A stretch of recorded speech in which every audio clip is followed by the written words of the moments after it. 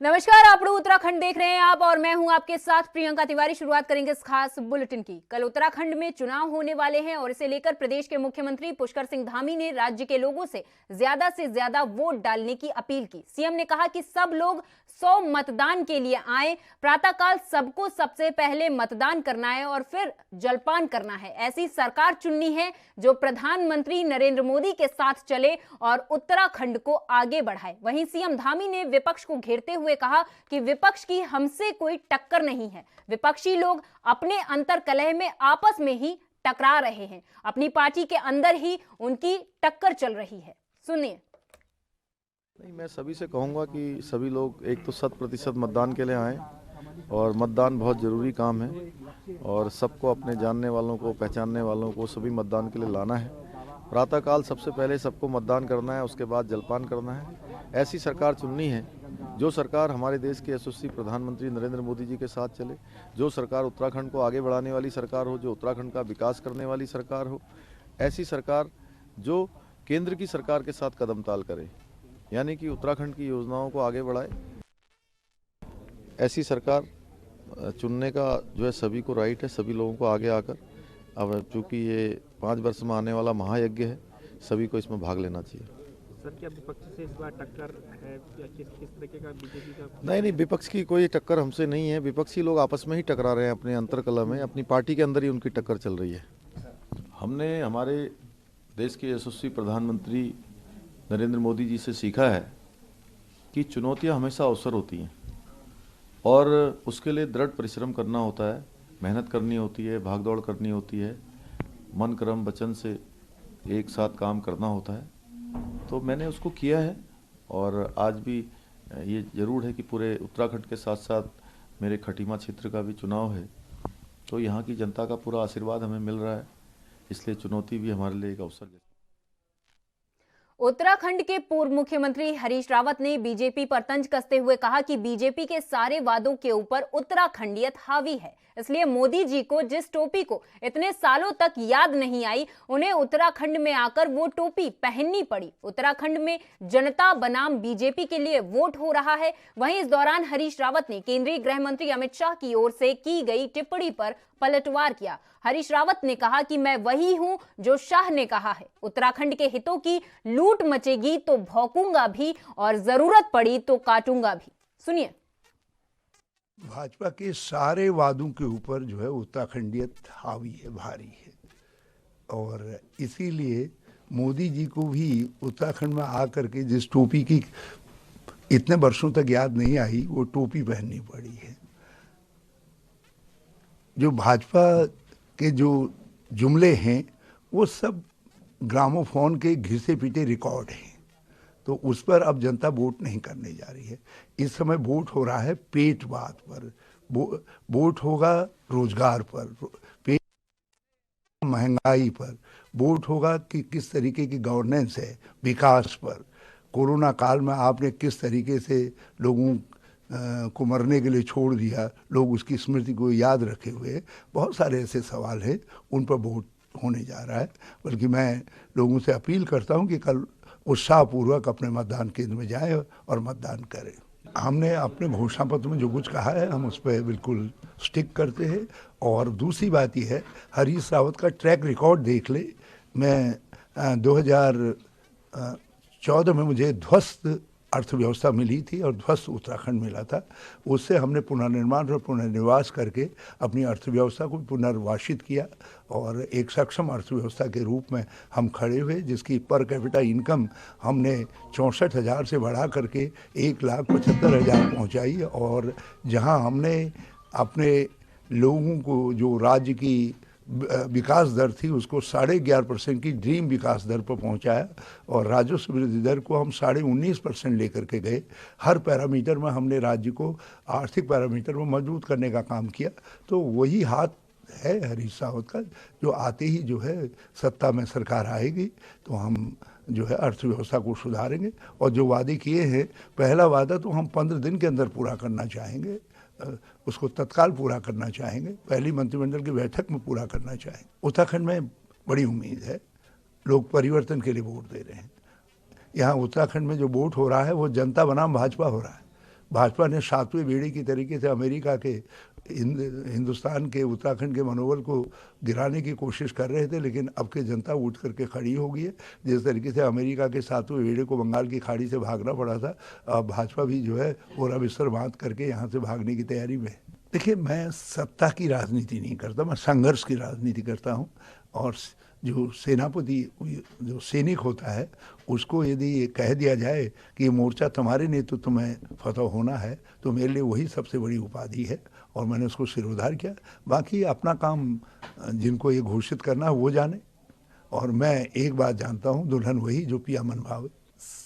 ये समय है जब आज़ादी के 75 वर्ष बाद हमको कुछ मानसिकताओं को त्यागना है। हम पंजाब में एक परिवर्तन लाए और मैं समझता हूँ उत्तराखंड जैसे सवर्ण बाहुल्य राज्य में भी वो दिन आना चाहिए। मंत्री और गृह मंत्री के मुंह से नहीं निकलने चाहिए थे।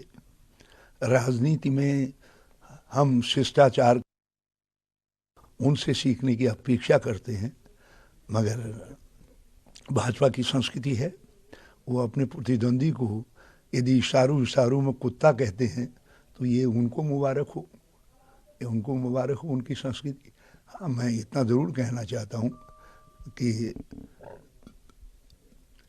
उत्तराखंड के लिए जो है, मैं कुछ भी मुझको कोई कह दे मुझे स्वीकार्य है, क्योंकि मैं बोलता हूँ तो उत्तराखंड के लिए, जीता हूँ तो उत्तराखंड के लिए।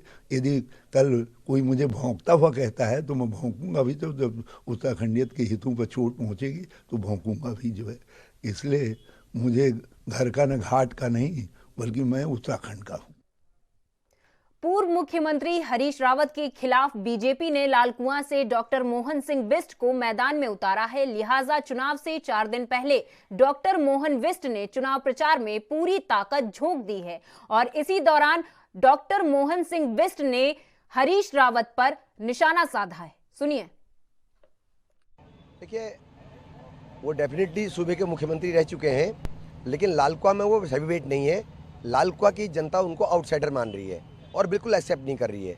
लालकुआं की जनता का कहना है कि हमें अपने बीच का, अपने लोकल का आदमी चाहिए, जिसको हम जानते हो, जो हमें पहचानता हो और जिस तक हम आसानी से पहुंच सकें। सिर्फ आपके लिए काफ़ी है चुनाव में, या हरीश रावत के मुकाबले बाकी चीज़ों में भी आप अपने को बेहतर मानते हैं? देखिए, मैं लगभग 30 वर्ष से सामाजिक जीवन में हूँ और पहले छात्र संघ का अध्यक्ष रहा हूँ, फिर उत्तराखंड कोऑपरेटिव डेयरी फेडरेशन का चेयरमैन रहा हूँ, अभी वर्तमान में भी जिला पंचायत का सदस्य हूँ। और जिला पंचायत में उत्तराखंड में आज तक की सबसे बड़ी जीत मेरे नाम पे है। तो मेरा लोगों के बीच में पिछले 25-30 साल से इंटरेक्शन है और मैं लोगों को यहाँ पर पर्सनली जानता हूँ। उनके जो छोटे छोटे काम हैं उनमें पार्टिसिपेट करके मैंने सब लोगों के साथ एक इंटीमेसी बनाई है। तो साथ ही साथ भारतीय जनता पार्टी का विशाल संगठन मेरे साथ है, तो मैं समझता हूं कि ये सब चीज़ें काफ़ी हैं उनको चुनौती देने के लिए। तो भारतीय जनता पार्टी में आए, आपको पार्टी ने टिकट दी, आप चुनाव मैदान में हैं, लेकिन जो भारतीय जनता पार्टी के पहले से लोग थे, उनसे आपको कोई चुनावी नुकसान दिख रहा है क्योंकि वो इंडिपेंडेंट मैदान में है? देखिए, भारतीय जनता पार्टी का वोटर जो है केवल कमल के फूल को जानता है। भारतीय जनता पार्टी से बाहर जाके बड़े से बड़े नेताओं का अस्तित्व खत्म हो गया। तो पार्टी बीजेपी का वर्कर और बीजेपी का वोटर केवल कमल का फूल देखता है। कोई अन्य, जैसे ही कोई भी बीजेपी का आदमी बाहर जाता है तो बीजेपी का वर्कर या वोटर उसको भूल। बीजेपी के प्रदेश अध्यक्ष मदन कौशिक का दावा है कि इस बार उत्तराखंड विधानसभा चुनाव में एक बार कांग्रेस एक बार बीजेपी का मिथक टूटेगा। उन्होंने कहा कि बीजेपी अब की बार 60 पार के नारे को चरितार्थ करने वाली है। सुनिए। प्रदेश भर के सभी जो हमारे प्रत्याशी हैं, प्रदेश भर के जो प्रत्याशियों के हमारे मुख्य अभिकर्ता हैं, प्रदेश के अंदर जो हमारे इंचार्ज अलग से हम लोगों ने बनाए हैं, सबसे लगातार आज पूरे दिन वार्ता का क्रम जारी करके उन सबको किस प्रकार चुनाव की तैयारी में वहाँ सुबह ही दस्ता लगाना, एजेंट की नियुक्ति करना, अभिकर्ता के रूप में कौन कार्यकर्ता रहेगा, क्या क्या तैयारी होगी, वो सब बातचीत की बात 60 पार कितनी देखेगी।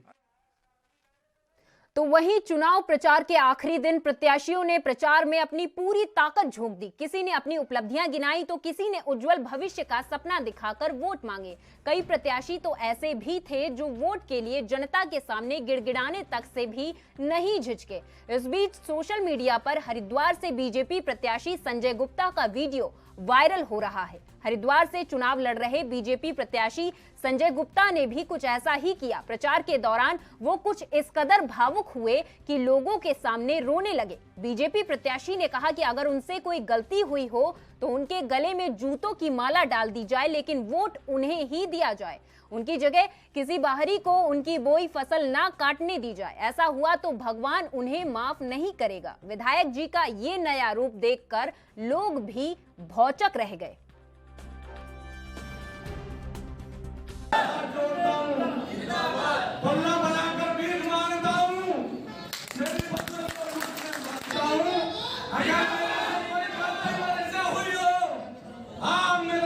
की माला डाल सकते हैं। आपको जब जय जयकार करने का अधिकार है तो आपको कपड़े फाड़ने का भी अधिकार है। लेकिन अगर मेरे से कोई गलती हुई हो, उस गलती के बदले आप मेरी फसल दूसरों को कटवा दे।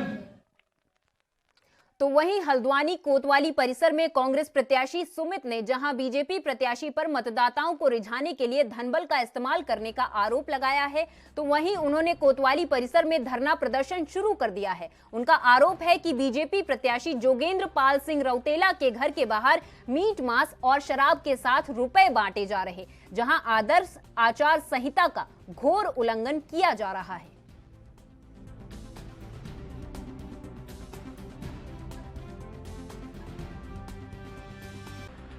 इसका तो देखिए चुनाव आयोग को सब अरेंजमेंट करना चाहिए। कल ही से शुरू हो गया था ये खेल। कल कुछ क्षेत्रों में बांटा गया, पैसा बांटा गया, शराब बांटी गई, मीट मांस बांटा गया। आज फिर से डम्मा-डूंगा क्षेत्र, राजपुरा क्षेत्र, गांधीनगर के क्षेत्र के लोग वहाँ लाइन लगा के खड़े प्रत्याशी के घर के सामने 1-1 किलोमीटर लंबी। जाम लग गया सड़कों पे, खुलेआम नंगा नाच हो रहा है। डबल इंजन 5 साल तो सोया रहा, अब डबल इंजन का प्रयोग हो रहा है। केंद्र से भी बरसा रहे हेलीकॉप्टर से और यहाँ के भी लोग जो काम कर रहे हैं केवल वोट खरीदने का प्रयास है, और इनका प्रयास भी विफल होगा। जनता इनसे इतनी त्रस्त है, इनको सबक सिखा के रहेगी। अब पुलिस व्यवस्था वगैरह ये लोग, पुलिस तो निरंकुश होकर बैठी हुई है, हाथ पांव लेकर सोई हुई। प्रशासन भी सोया हुआ है। हमने अवगत कराया उनको कि ऐसा हो रहा है, वो तो सोए हुए हैं। तो आज निर्वाचन आयोग से मेरा निवेदन है कि आपका जो आदर्श आचार संहिता का जो उल्लंघन इस क्षेत्र में हो रहा है, उसके लिए आप लोग कुछ करिए। इस हल्द्वानी को सेंसिटिव जोन डिक्लेयर करिए। रात में पूरी किलेबंदी, तालाबंदी के लिए तैयार हो जाइए। और अगर ये नहीं करेंगे, हमारे लोग अपने क्षेत्रों की सुरक्षा करना बेहतर तरीके से जानते हैं, और उसके उपरांत अगर कुछ होगा तो उसके जिम्मेदार पुलिस और प्रशासन होगा। ठीक है, आप क्या मानेंगे? मानते हैं कि पूरी तरीके से सरकार जो है बीजेपी की तरफ यहाँ? अरे सरकारें तो आती जाती हैं, इनकी तो जारी है। जो आज प्रतिपक्ष में बैठे थे वो कल पक्ष में बैठे हैं। जो आज का विपक्ष है वो कल सरकार बना रहे हैं, सत्य है उत्तराखंड देवभूमि की। लेकिन ये लोग हमें हल्के में ले रहे हैं और गलतफहमी में जी रहे हैं। घबरा गए इसका मतलब लोग? नहीं, घबरा के गए, तभी तो इतना पैसा निकाला। जो भ्रष्टाचार से गाड़ी कमाई इन्होंने करी है 9 साल, वो भ्रष्टाचार की गाड़ी कमाई, और अपने आप को स्वच्छ ईमानदार बताने वाले व्यक्ति के घर के बाहर लाइन लग गई और आधार कार्ड लेके 500, 1000 और मीट मांस मुर्गा जो व्यक्ति बांट रहा है वो कौन? और यहां लेंगे एक छोटा सा ब्रेक, लेकिन ब्रेक के बाद फौरन लौटेंगे कुछ और खबरों के साथ।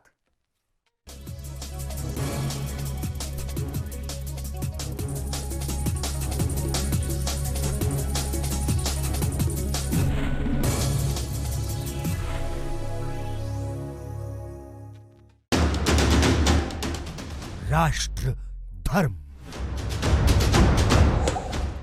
रात 8 बजे सिर्फ ANB न्यूज़ पर। ਪੰਜਾਬੀਆਂ ਦਾ ਇੱਕੋ ਟਸ਼ਨ 20 ਫਰਵਰੀ ਨੂੰ ਮਨਾਵਾਂਗੇ ਵੋਟਾਂ ਦਾ ਜਸ਼ਨ। ਅੱਜ ਵੋਟਾਂ ਦਾ ਮਹਾ ਤਿਉਹਾਰ ਹੈ। ਹਾਂਜੀ, ਅਸੀਂ ਵੀ ਸਮਾਜ ਬਣਾਉਣੇ ਆ, ਲੋਕਤੰਤਰ ਚਲਾਉਣੇ ਆ। ਅਸੀਂ ਵੀ ਲੋਕਤੰਤਰ 'ਚ ਬਰਾਬਰ ਦੇ ਹਿੱਸੇਦਾਰ ਆ। ਅਸੀਂ ਵੀ ਵੋਟ ਪਾਵਾਂਗੇ। ਵੋਟਾਂ 'ਚ ਹਿੱਸੇਦਾਰੀ ਵਿਖਾਵਾਂਗੇ। ਟ੍ਰਾਂਸਜੈਂਡਰ ਹੋਣ ਤੇ ਮਾਣ, ਵੋਟ ਪਾਉਣਾ ਬੜਾ ਆਸਾਨ। ਪੰਜਾਬ ਕਰੇਗਾ ਵੋਟ 20 ਫਰਵਰੀ 2022 ਨੂੰ।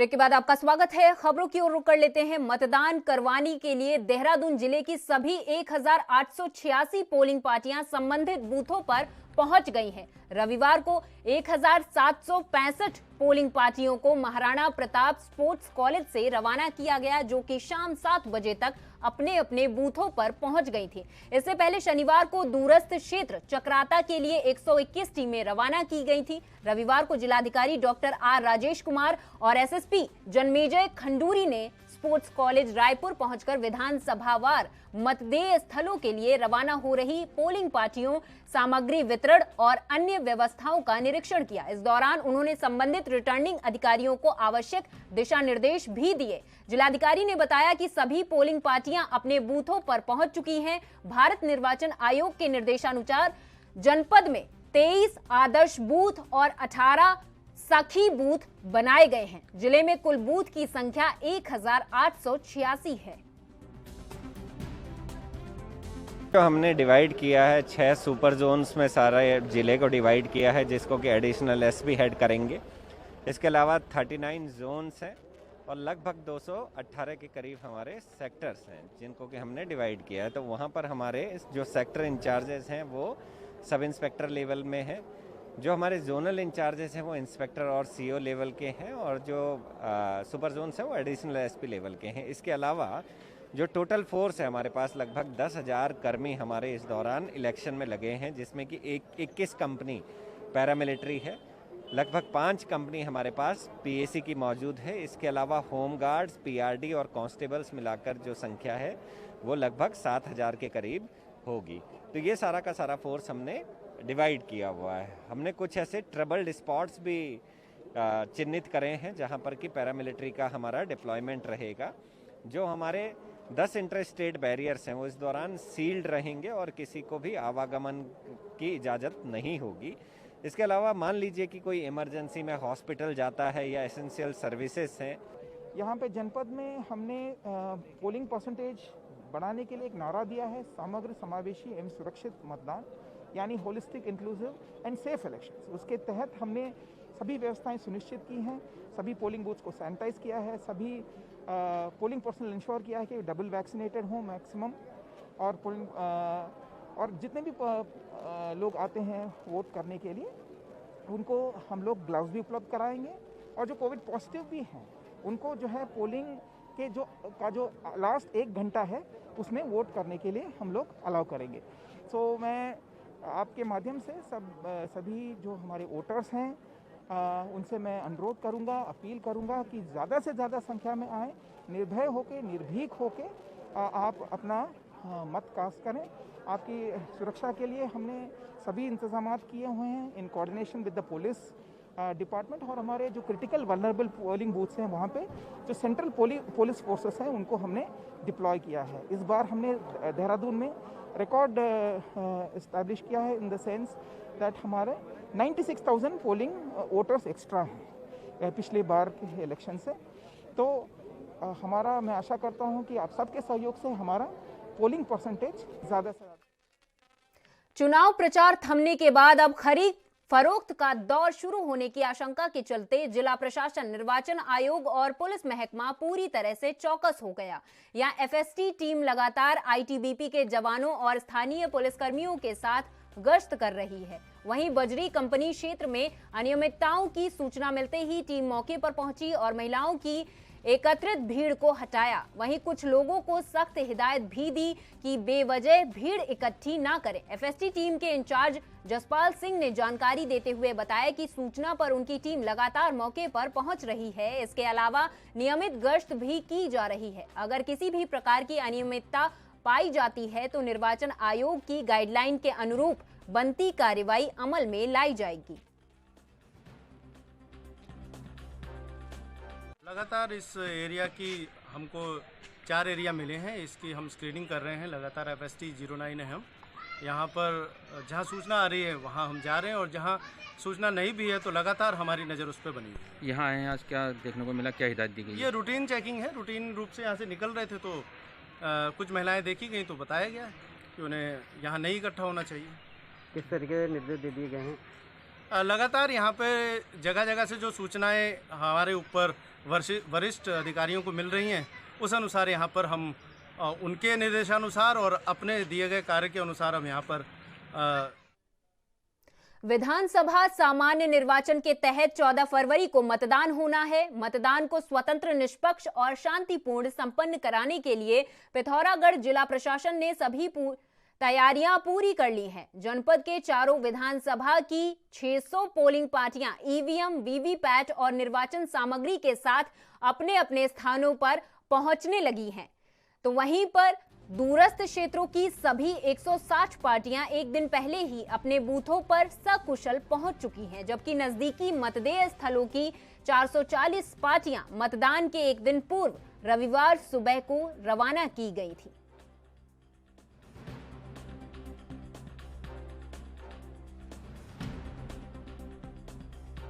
हमारे जनपद में 127 क्रिटिकल वल्नरेबल बूथ है, जहां आईटीबीपी लगाई गई है, 100% आईटीबीपी लगाई गई है।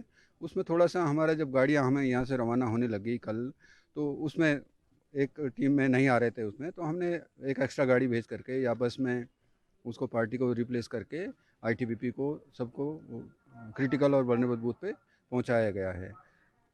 इसके बाद सारा हम मान के चल रहे हैं कि हमारे जनपद में सही सलामत सकुशल निर्वाचन हो जाएगा। विधानसभा चुनाव के लिए आज पौड़ी जिले की 6 विधानसभा क्षेत्रों के दूरस्थ मतदान केंद्रों के लिए 275 पोलिंग पार्टियां रवाना हुई। जिले में पौड़ी और कोटद्वार से पोलिंग पार्टियां विधानसभा क्षेत्रों में भेजी जा रही हैं। पौड़ी से पौड़ी, श्रीनगर और चौबट्टा खाल विधानसभा क्षेत्र के लिए मतदान कर्मी ईवीएम मशीन लेकर प्रस्थान कर रहे हैं, जबकि कोटद्वार से कोटद्वार, लैंसडाउन और यमकेश्वर विधानसभा के लिए पोलिंग पार्टियां भेजी जा रही हैं। जिला निर्वाचन अधिकारी डॉक्टर विजय कुमार जोगदंडे की निगरानी में पोलिंग पार्टियां रवाना हुई। बता दें कि जिले की 6 विधानसभा क्षेत्रों के लिए 672 पोलिंग पार्टियां रवाना होंगी। जिले की लैंसडाउन विधानसभा का पांड मतदान केंद्र है।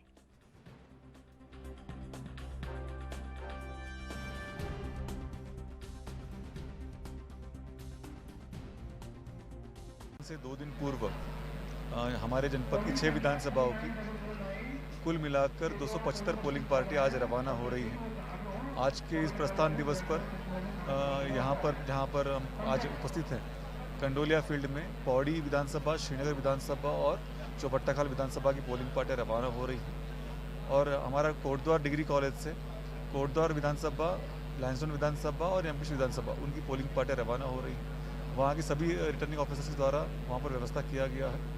यहाँ पर भी सभी कार्मिकों की ट्रेनिंग का व्यवस्था किया गया है। साथ में उनके जो ड्यूटी ऑर्डर्स हैं वो रिसीव किया जा रहा है। हमारे सारी व्यवस्था के दौरान उनको खान पान व्यवस्था, पेयजल व्यवस्था यहाँ पे उपलब्ध कराई जा रही है। सभी को निर्देश दिया जा रहा है कि मतदान के दिवस से पहले जो पोलिंग पार्टियाँ रवाना होती है, पोलिंग का जो मतदान केंद्र होता है, मतदान स्थल होता है, वहीं पर जाकर निवास करेंगे।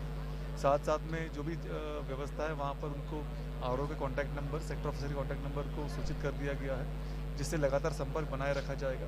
किसी भी आकस्मिकता को या किसी भी दुर्घटना को वो कंट्रोल रूम को सूचित करेंगे ताकि उनकी मदद करवाई जा सके। इसके बारे में निर्देश यहाँ पर दिया गया है। हम आशा करते हैं कि इस वर्ष का जो मतदान होगा 14 फरवरी का, वो शांतिपूर्ण ढंग से हम संपन्न कराने में सफल रहेंगे और उसमें हमारे मतदान टीम अपना संपूर्ण। तो वहीं विधानसभा चुनाव के मद्देनजर 14 फरवरी का दिन बेहद ही खास है, जहां कल उत्तराखंड की 70 विधानसभा सीटों पर वोट डाले जाएंगे। इसके लिए कोरोना गाइडलाइन को देखते हुए सुरक्षा व्यवस्था को पूरा कर लिया गया है। मतदान कर्मी भी अपनी तैनाती वाली जगहों पर या तो पहुंचते हैं या फिर कुछ समय के बाद पहुंच जाएंगे। जहां डीएम विजय शंकर पांडे ने कहा कि हरिद्वार जनपद में कुल 11 विधानसभा सीटें हैं, जिसमें कुल 1729 बूथ हैं। इसको 33 जोनल, 4 सुपर जोनल और 161 सेक्टर में विभाजित किया गया है।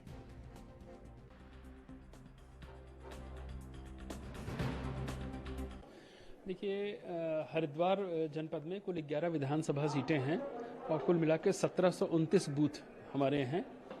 इसको हमने 33 जोनल, 4 सुपर जोनल और 161 सेक्टर में विभाजित कर रखा है। आज मॉर्निंग में 8 बजे से और 12:30 बजे तक का हमारा समय था 7 विधानसभाओं की पोलिंग पार्टियों को सामान वितरित करके डिस्पैच करने का। और सेकंड मीटिंग में हमने रखा है हरिद्वार ग्रामीण, BHL और ज्वालापुर, जो कि आसपास के इलाके हैं, ताकि इसमें एक साथ इतनी भीड़ ना हो। कोविड का भी हमको ध्यान रखना था कि एट ए टाइम इतनी भीड़ ना हो। तो अभी तक स्थिति है कि हमारी फर्स्ट मीटिंग के लगभग सभी सामान वितरित हो गए हैं। थोड़ी देर में सब पार्टियां। और मेरे साथ इस खास पेशकश में बस इतना ही। आप देखते रहिए ANB न्यूज। नमस्कार।